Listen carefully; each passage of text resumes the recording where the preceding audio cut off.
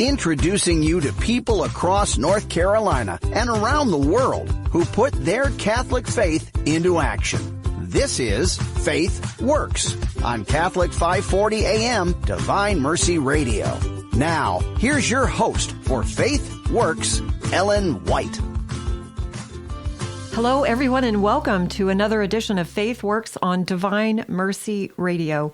Our show highlights individuals through God's grace who put their faith into action daily. Amazing people who have an interesting, sometimes overlooked impact on our Catholic faith. On FaithWorks, we share their stories. I'm your host, Ellen White. Today on FaithWorks, we welcome Teresa Yanaros, author of Freedom from Darkness, a roadmap of deliverance from spiritual bondage and the occult.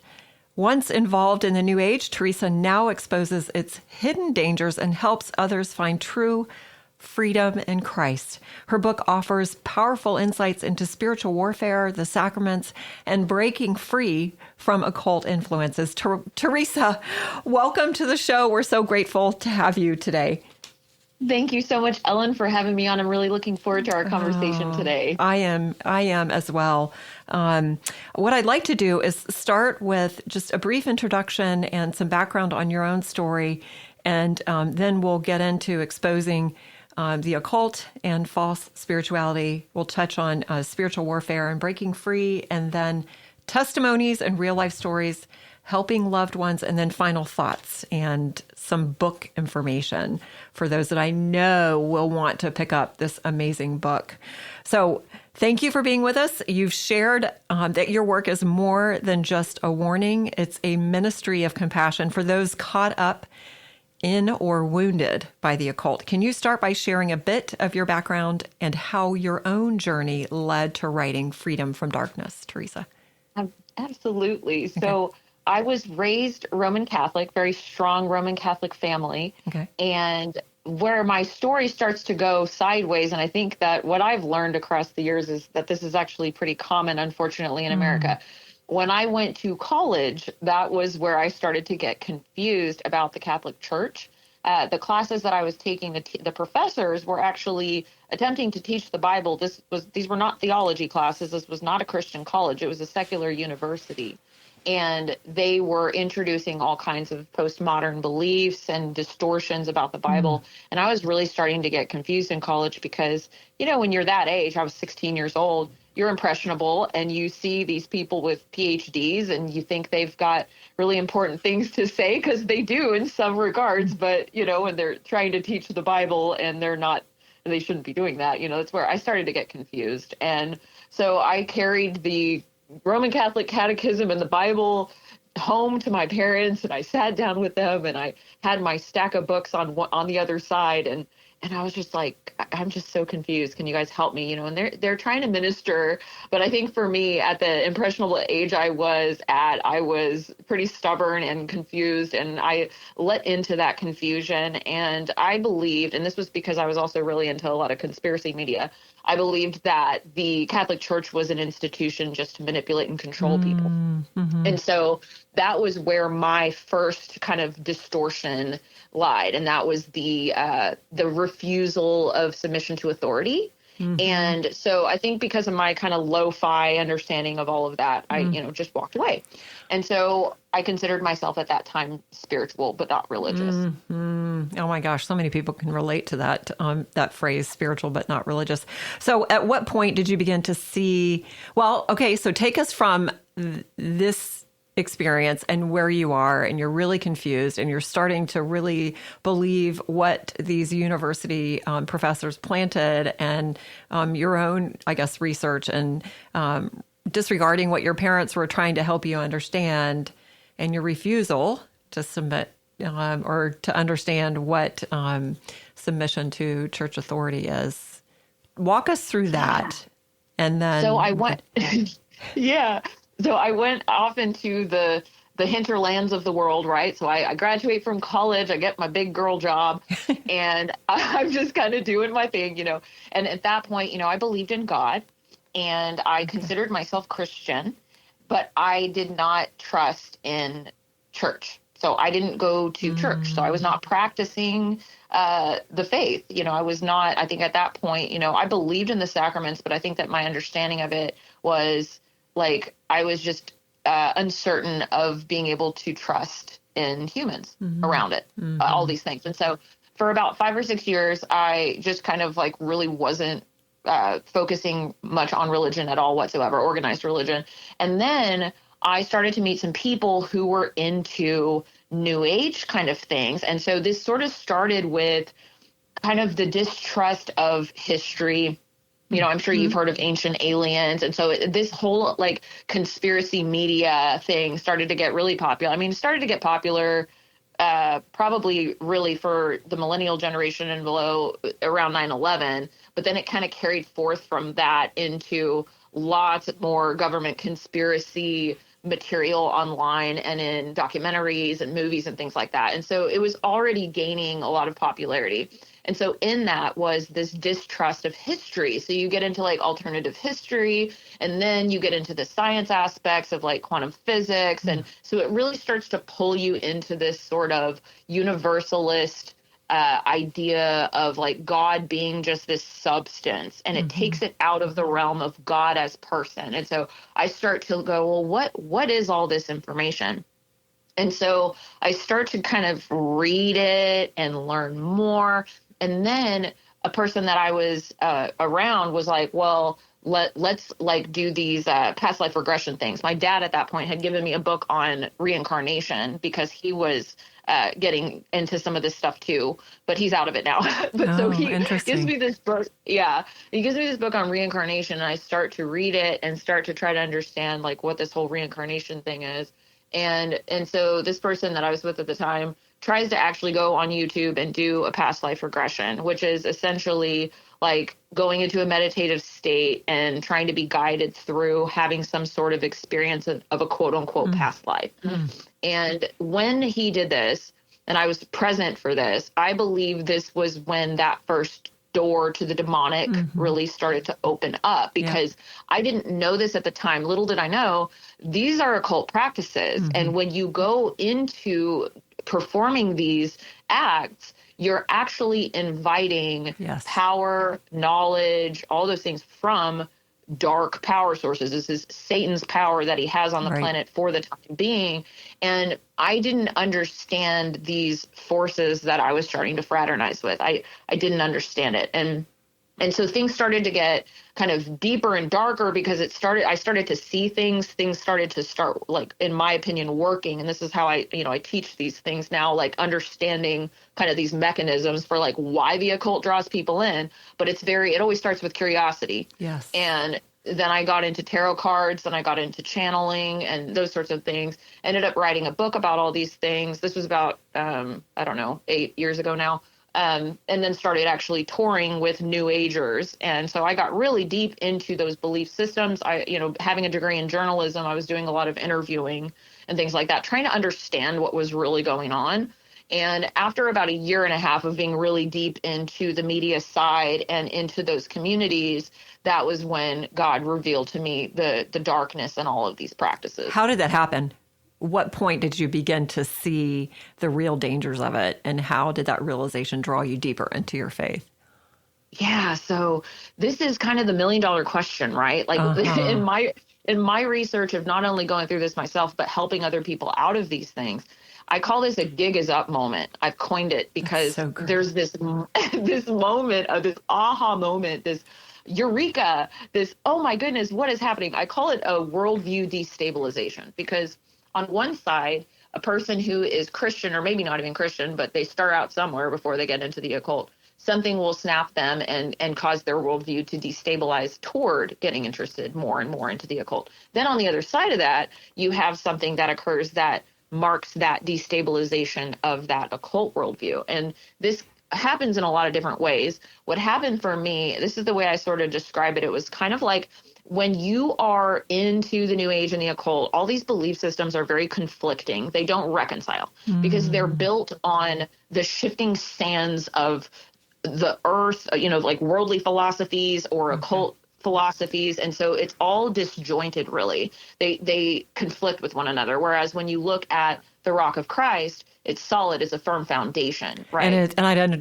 It seems like it's clear, it's concise, it's simple in certain terms, so it's easy to understand, and they all jive together as opposed to the New Age experience. Yeah, wow, that's really profound. Yeah, that's a really good way to put it. Like, the way that you start to see it is like the New Age and the occult, with all their different beliefs, with all their different practices, it's just so much. It's so heavy. It's a heavy yoke, right? Mm-hmm. And it's just not true. Like, it's a distortion. It draws people into bondage to these spiritual forces. But for me, I'll get to the point. What happened for me was there were a whole bunch of things that happened all at once. So think about it like a deck of cards. Like, my worldview was like a house of cards, right? Mm-hmm. And each of these different little beliefs were one of the cards that built into this castle. And when one thing starts to get pulled, things start to crack, and then it all breaks, right? Or you could look at this like, a window that you're hitting in little tiny points where you see little fractures in the window, and then all of a sudden the whole window shatters and breaks. So for me, I was on a radio show, and this was kind of one of the first things that happened. We were talking about alien abduction, and this was one of the things that I talked a lot about. Since I was into ufology and the occult, and all those things are they coincide with all this conspiracy media and all that. Mm-hmm. And so I'm on this radio show, we're talking about alien abductions. And then I said, well, doesn't that sound evil? Like, doesn't it sound like if an alien allegedly is going to take someone out of their home and abduct them and take them onto a ship? Like, doesn't that sound like it's going against their free will? Like, doesn't that sound like it's evil? And this made the radio show host very uncomfortable that I said the word evil and I said the words free will. And so they changed the subject really quick, went to commercial break, like nothing to see here, shifted really fast. Yeah. And so when we got off of the broadcast, I was like, I just hit a nerve. Like, what was that? And so I picked up the phone. I started making phone calls to my other friends who are involved in all this stuff and these beliefs. And I'm like, what do you believe about evil?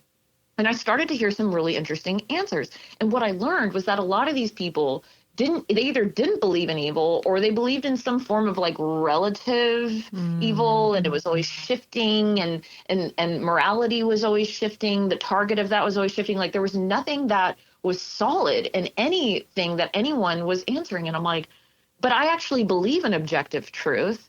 And I do believe that there are standards of morality, right? And so you can see that my Christian roots were starting to peek through and go, wait a second, alarm bells, like, what are you doing here? Like, these things are conflicting. And so then it was like around that time that I started to see the bad practices and the things that people were doing that were immoral.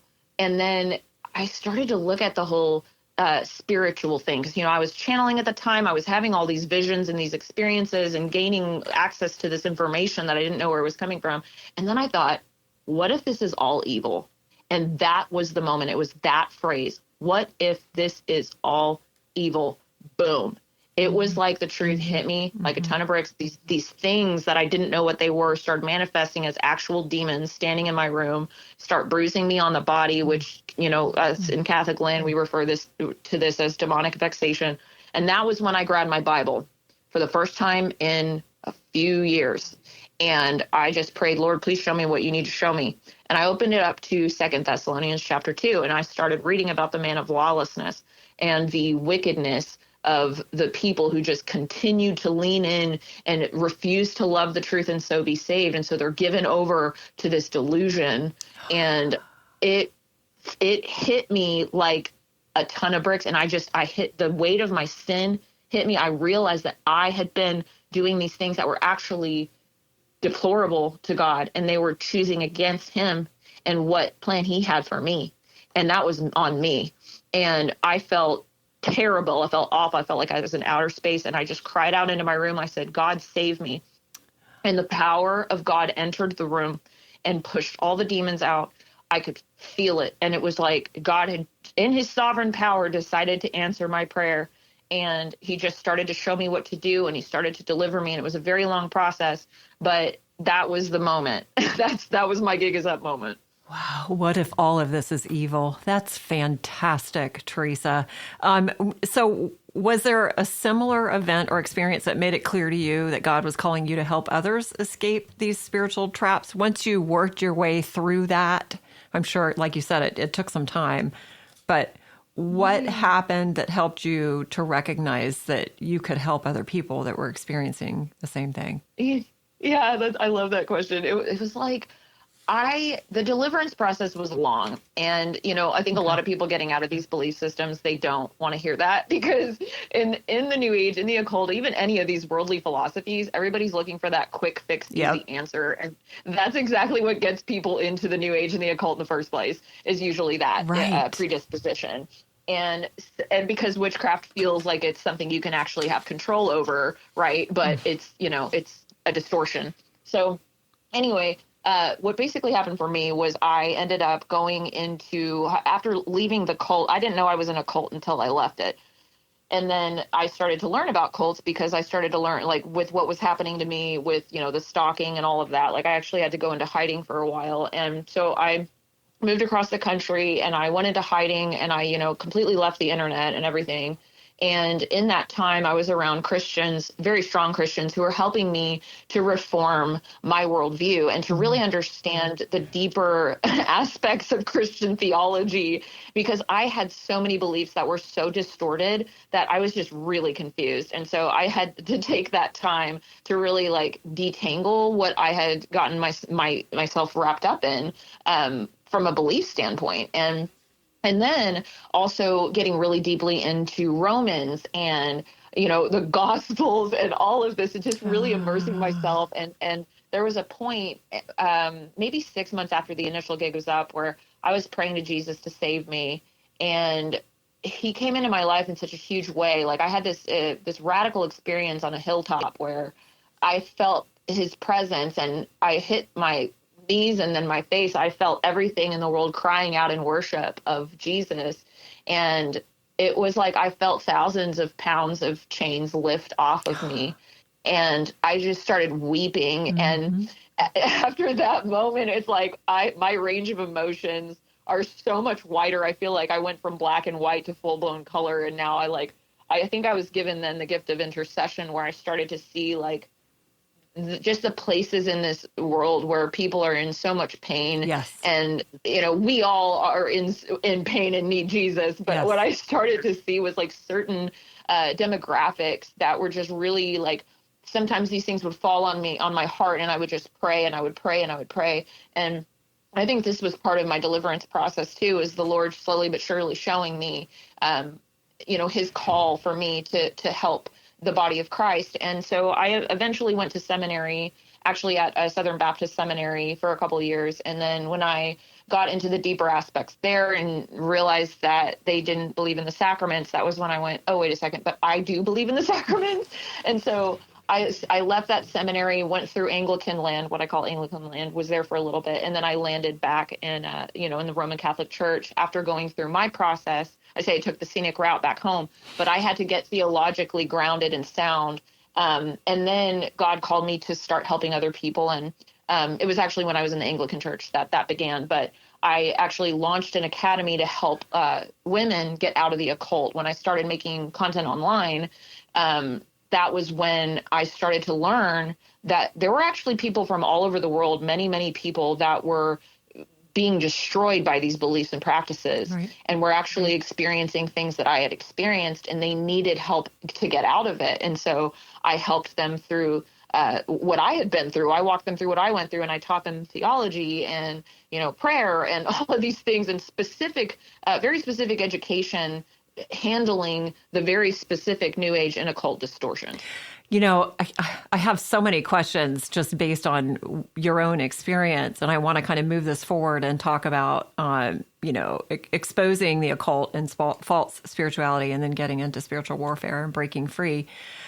I'm curious, Teresa, in your own experience, you said you were very intentional when you were breaking free about reaching out to Christians that you were able to connect with. How did you find them? I mean, the reason I'm asking this is because I know that in this day and age, it's so hard for the average layperson just to find a spiritual director. So in your experience, how were you able to find somebody that could really help you realize, the error of your ways, and then dive deeper into Christianity? Yeah. Wow. I've actually never had this question before, and I'm getting choked up just at the question because it's beautiful. And the answer to your question is it's actually divine intervention. Absolutely. Like quite legitimately divine intervention, because whenever I was in that state of confusion, I had my gig at that moment, I'm totally confused. I'm being demonized. Like I had bruises on my body from demons. I knew at that point I was in way over my head. I knew that I needed help. I needed spiritual help. And I knew that what I was going through was something that a lot of people hadn't. When you're coming out of something like demonic possession and demonic vexation, it's scary. And a lot of people are not going to understand it. They're going to be totally freaked out by it, and they're not going to know what to do. That's just the reality. And I remember going to the Catholic church down the street from my house, like my home Catholic church, and the priest, like I would stand in line to talk to him after mass for 3 weeks in a row. And it was like he couldn't see me. It was like he couldn't actually see me. He would like see through me. And I was like, am I cursed? Like, what's going on? I had a whole lot around that was confusing. And then there was one day that I just was like, God, I'm going to need you to tell me what to do. I can't go on like this. I need help. I need someone to help me. And so I prayed this prayer, and I remember going to sleep that night, and I had a dream, and I was standing on a ship, and I was surrounded by all of the people that were in that, occult cult with me, and they're on this ship with me. And then the sun's going down, and I see in a cloud Mary, and she's on a cloud, and I look into the sky and I say, oh my goodness, it's Mary. Guys, look, it's Mary. And they're looking, and she's glowing bright, and she's all these dazzling colors of crimson and gold and teal. And I'm just like pointing, like, this is crazy. And everyone's going, where? They couldn't see her. And I woke up saying, they can't see. And I'm like, and I got up, and it was like Mary was showing me the way. I woke up and I knew exactly what to do. I packed a bag. I got in my car. I drove across the country, and I knocked on the door of my aunt that I hadn't seen in probably over a decade. And I knocked on her door. She opened the door, very strong Christian woman. And she tells me to come inside. Little did I know, I had no idea. This is a total God thing. She had already been working with multiple people across the span of her life to help them get freed of witchcraft. She had helped multiple people out of satanic cults, and she knew what she was doing. She understood spiritual warfare. She had seen Deliverance. She had been a part of it, and she understood prayer. And she sat with me on that couch night after night after night, day after day after day, working with me, helping me understand the Bible, teaching me how to read it, teaching me how to pray, all of these things. And that, like, there's no other explanation to that than, to Jesus through Mary, divine intervention, like God put me exactly where he wanted me. And your sweet Aunt Emma, you mentioned her in the book, and I love the little reference that you have to her. So if you are just tuning in, this is Ellen White with FaithWorks on Divine Mercy Radio, and today I have the pleasure of speaking with Teresa Yanaros about her incredibly encouraging book, Freedom from Darkness, A Roadmap of Deliverance from Spiritual Bondage and the Occult. We are grateful for our show's sponsor, Thales College. You know what, Teresa, I'm thinking this is going to have to be a part one of a two-part interview, because we haven't even gotten through the first half of the focus of this. So if you are okay with that, we will come back a second time and do a part two. So we'll figure this out. But okay, so yeah, and it brings chills to myself too with your mention of the Blessed Mother. I had a similar experience with her in my reversion back to the church, and I hear it so many times, and it seems to be right about the same time for a lot of people that I encounter that have said that. Same year time frame too, which is so incredibly beautiful. And I bet if we talked about this later, it would be about the same time. So she's working. That's incredible. Yeah, all the time. That's so beautiful. So thank you to your aunt and for what she did for you and walking you through this. So let's transition a little bit to understanding or exposing the occult and this false spirituality so that people, I know, in their own families or their own communities can recognize it. And you mentioned tarot cards. What was it you said? Channeling. So in today's culture, many people dabble in astrology, tarot, or energy healing without even realizing they're stepping into spiritually dangerous territory. Why are these practices so deceptive? Great question. So here's the thing, and I'm going to use myself as an example because I think it's easier to see this. So I was, college educated, Catholic raised, very firm in my faith. And when I started to get interested in the New Age or wonder what the heck it was, the problem was I couldn't really find online much about, I'm like, okay, well, what does the Catholic Church believe about these things? Okay, so you read the Bible, you see the verses on divination, you see all that stuff, and then you kind of talk yourself out of it. Why? Humans, we are curious and we are prone to wander, right? And so I think for me, I was like, well, if the tarot cards, like, let's say that I'm not trying to tell the future with the tarot cards. Like, let's just say that, it's just a card with an image on it. And I'm just like using it as like a tool. It's like a coaching tool. And it's not really like divination. I'm not really like trying to engage with demons or see the future or anything. I'm just trying to like understand my present through archetypes. That's not evil. That's not divination. You see where I'm going with this? Yes. So that, I believe, is a very common thing for people getting interested in these things. They talk themselves out of really trying to understand what it is. So what I did to try to help with this phenomenon, because that's what was the basis of getting me into the occult, I'm like, well, how about this? If I can tackle that for people, if I can help them understand what these things really are, perhaps when they're trying to get interested in the very beginning, let's get them equipped so that they can actually define these for what they are and not be able to kind of squirrel around the Bible and talk themselves into it, right? So what I did was I created very firm definitions of what these things are. And so what I did was I basically took like Catholic doctrine, right? And you can pull from newadvent.org is a great resource, but there were kind of some gaps there because it's a little bit wordy and it's a little bit like not completely clear. And so that what spiritsanctified.com is, and this is one of my websites, is it defines these things clearly. So what I like to do now, just so we have kind of a base level. Okay. I want to define the occult and I want to define the New Age. And then we're going to define witchcraft and divination. And then, so we'll just start with the basis there. So yeah, and I want to point out too, Teresa, that in chapter 3 of your book, you talk about the important terminology and how to understand it. So you've got several more than just the occult, New Age, and what was the third one you wanted to define? Witchcraft and divination. That's right. Okay, so go ahead. Yeah, the book is essentially, it's my approach with Freedom from Darkness was kind of to try to offer somewhat of a little bit of a textbook, but also to make it easier to read through bringing in testimonies and stories. So it's kind of a hybrid, I would say. So we have the occult. So the occult is a belief system focused on uncovering hidden knowledge and wielding concealed power through ritualistic practices, often fueled by satanic signs and wonders.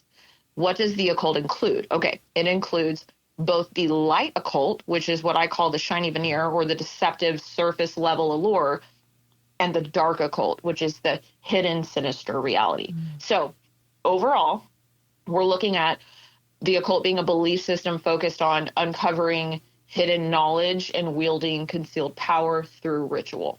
And these things are often fueled by satanic signs and wonders. So that's our working definition of the occult. Okay. So the New Age blends beliefs. So this one's a little bit of a big blanket. Think of this as like an umbrella because there are a lot of different belief systems underneath this. Think of it like a spiritual cafeteria. So the New Age blends beliefs centered on self, perception, and experience, falsely claiming that mental, emotional, and physical practices lead to spiritual enlightenment.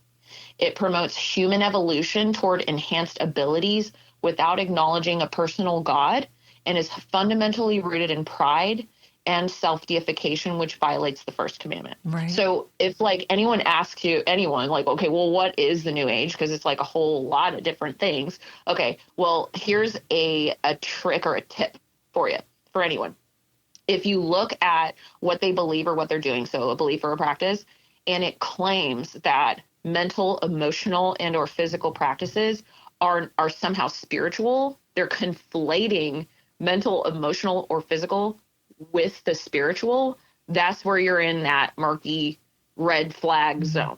Mm-hmm. So that's kind of the base level. Okay. And so with anything, I try to get down to the core words that we need to understand them because, and this is why, as we all know, the internet with branding, the words thing and all this shifts, right? So you might have like something like tarot cards today, but tomorrow you might have, you've got oracle cards or animal cards or like whatever. And so a person might say, well, I'm not reading tarot cards. I'm over here doing, whatever it is, because the words change and the brands shift. But if you can get to the root of what the thing is, it helps us as Christians be able to know for ourselves, but also to help teach our children and to teach others.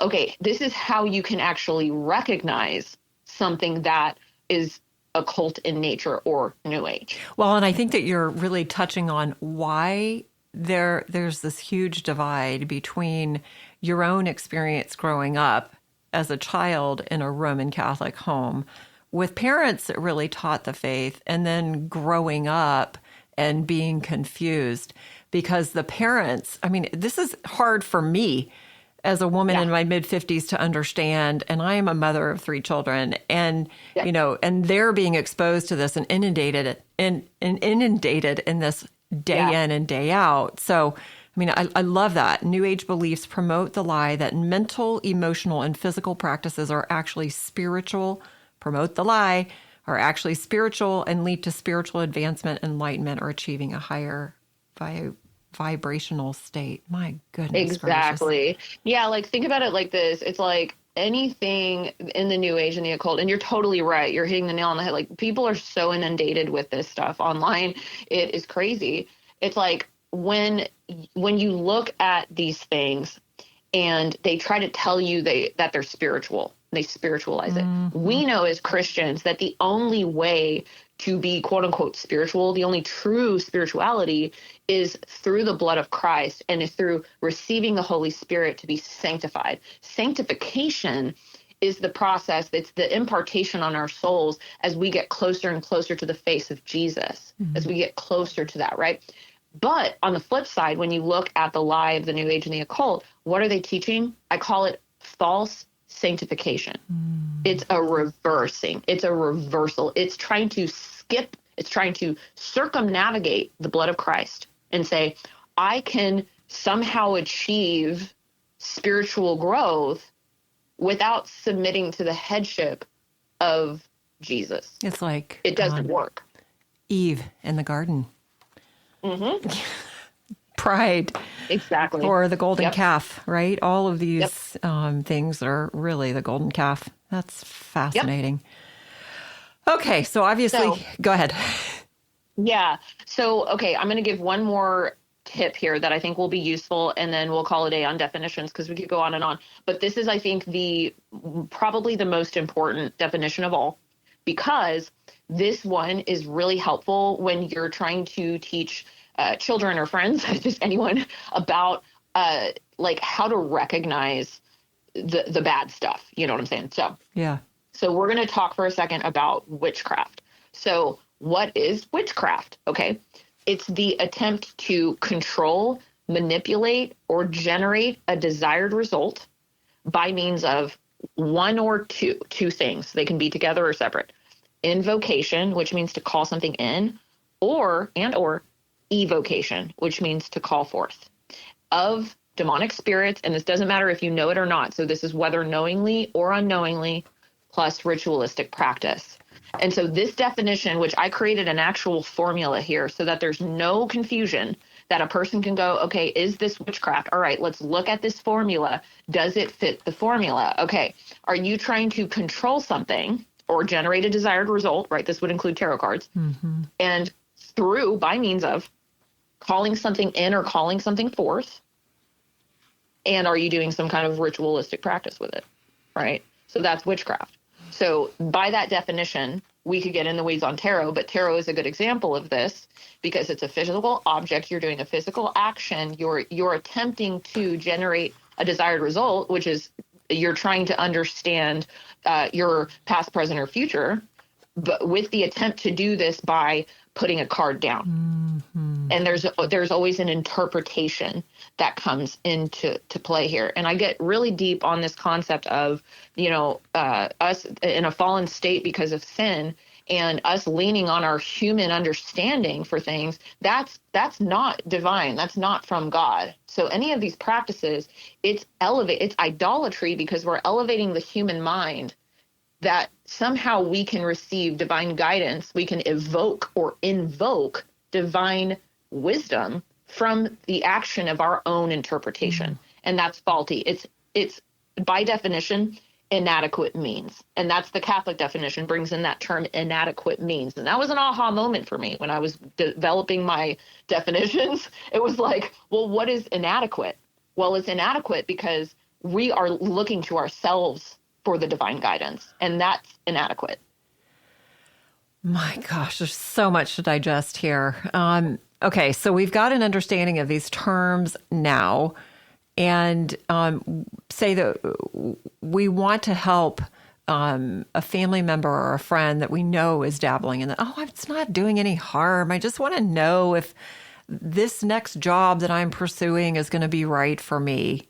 I just went to see this medium and they're just doing some tarot cards. It's not a big deal.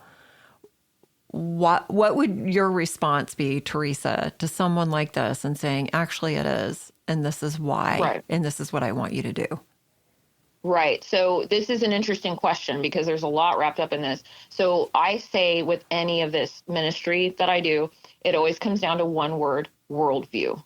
What is worldview? It's the lens through which we perceive reality. So think about it like a pair of sunglasses. So depending on who you're talking about, like in this example you're giving, like let's say someone is, trying to get a new job and they want to go see this medium. It's how you approach that conversation is going to depend specifically on that person's worldview. So if they are really into this stuff already, there's probably nothing that you're going to be able to say that's actually going to make any kind of a difference because they've already made up their mind and they've decided. So all of this is kind of interesting, right? Because when it comes to ministry, a person has to be kind of like, I guess, in a certain heart posture to be able to receive things. And unfortunately, I'll say I've talked to a lot of people out there that, even think that they don't have any New Age ideation, but they actually do. So I think people are in really some people are in denial themselves. Yep. There are a lot of Christians out there that think that this stuff doesn't touch them. Mm-hmm. But then, you talk to them for, 3 minutes and you're like, oh, wow, okay, they actually do have some New Age beliefs, but they would never admit that to themselves because of pride. And so, unfortunately, I've run into that a lot. Which is in part one of the reasons why I ended up launching the ministry, because there's so much confusion even in Christianity around it. But I think to answer your question directly, depending on their worldview, something that I've noticed that can be really, really helpful for a person, let's say, kind of on the fence. Like, let's say that their worldview isn't like totally immersed in the New Age, but they're a little bit like, maybe I should do this, but they have that check in their spirit, and they're going like, well, maybe I shouldn't. The thing that I notice is the most powerful to help persuade a person away from these things is testimony. If you go online, go on YouTube and you search New Age to Jesus, there are so many fantastic testimonies where people talk about their own experience of getting involved in the New Age and the occult, and then how that affected them and what happened on the other side of it. And I find that when people hear other people's stories, it serves as such a warning that they're like, wait, you know what? Maybe I don't want to get involved in that. Yes, I think that is an excellent idea. And your own testimony, too, I'm sure is very effective. And depending on where they are and understanding how deep they're involved in this and whether or not this will have an impact. I was curious to hear if you were going to say, and I'm curious right now, Teresa, you're inundated with this all the time, and the fact that you feel so strongly about this being a ministry of compassion. Do you ever get overwhelmed with feeling like there's so many people that are affected by this and there's a lot of work to be done?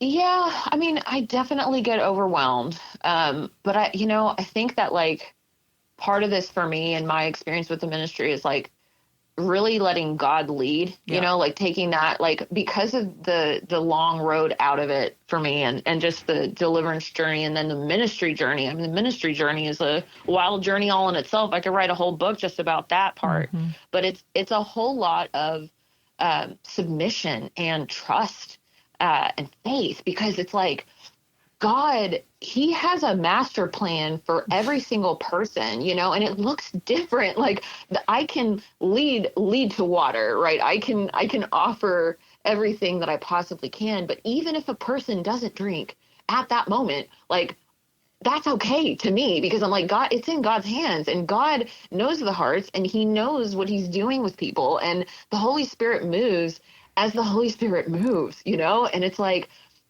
and I think something that's been helpful to me lately on this, Ellen, is I've been researching a lot of different authors and their life stories and looking at impact and when that happens and how it happens. And it's so versatile that it's like, Freedom from Darkness, like this book and just the ministry in general and all the people that are doing great work in this area, because there are a lot of people out there in the world doing great work in this space. I think that, the impact is there. It's already having a great impact.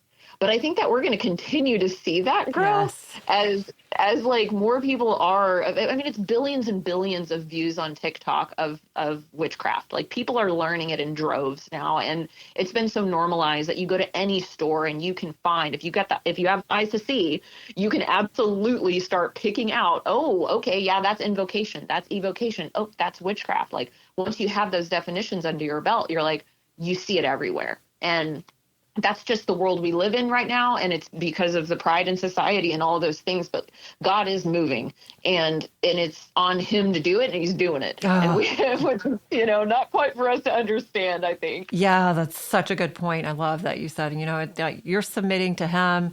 You have trust and faith in him, and he has a master plan. I love that. And I don't know if you've ever heard this, Teresa, or not, but Pope John the 23rd was in the throes of some pretty nasty things going on in the church, and he was exhausted at the end of a day. And he said, God, this is your church. I'm going to bed. You take care of it. So, I have a tendency to feel like I need to fix things. And I just feel like in this ministry, I might start thinking, oh, it's up to me. But that's pride speaking again, right? That's the big lie. Oh, my gosh. Okay, so we have 3 minutes left in part one of this amazing discussion with you, Teresa. What I want you to do in the last, say, 2 minutes is talk about your book. Talk about website that you feel like individuals in the meantime could go to and check out. And then obviously we'll follow up in the next couple of weeks with a part 2.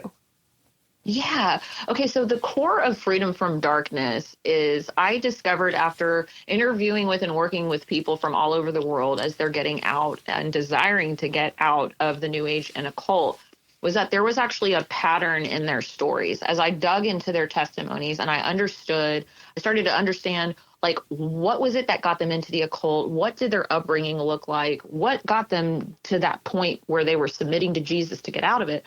I put together a deliverance roadmap, which is a 10-step process that shows the first 5 steps that go into bondage and then the 5 steps out of bondage. And so it really helps a person understand, what is it that gets people into this stuff? And then how does Jesus get them out? Okay. And so Freedom from Darkness is in those 10 different sections, really walking the reader into a deep understanding into what each of these 10 areas look like. Mm-hmm. And I've created definitions and infographics and images and all of that for people to really get a handle on it.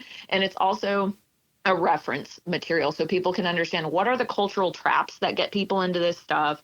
And then what are some useful things on the other side of it? Okay. And so it's a two-part mission. One, it's obviously to help people that are wanting to come out of the New Age and the occult. But on the other side, it's also a guide to help any Christian that wants to be equipped themselves to not only stand firm against these beliefs and practices, but to be able to minister to other people also. So if you also want to go to spiritsanctified.com, that's my website where we've got authors that are talking about their stories, their testimonies, but also sharing insights and all kinds of different really great articles on there. And then I also offer some courses. So if you're trying to come out of the New Age and the occult, or you want to help to minister people, I have what's called a New Age to Jesus boot camp there that you can take, and other courses as well that I offer. Wow. Okay. Part 1, we're wrapping up now. Teresa, thank you so much for sharing all of this information. And certainly we'll go back to our podcast and really reflect on this information and take it to heart and learn more about it by going to your website. So again, Freedom from Darkness. It's a must read for those seeking truth and healing. And you can find that book at sophiainstitute.com. And follow Teresa at spiritsanctified.com for the amazing work that she's doing there. And remember, true freedom is in Christ. Okay, thanks for tuning in to part 1. And that's a wrap of another episode of FaithWorks here on Divine Mercy Radio. Thank you so much for spending this time with us. If you missed any part of today's program, you can catch this episode and many others at divinemercyradio.org. Just click on local shows. And don't forget, you can listen anytime on the free Divine Mercy Radio NC app, available through your app store. Let's continue to keep one another in prayer. And until next time, may God bless you abundantly.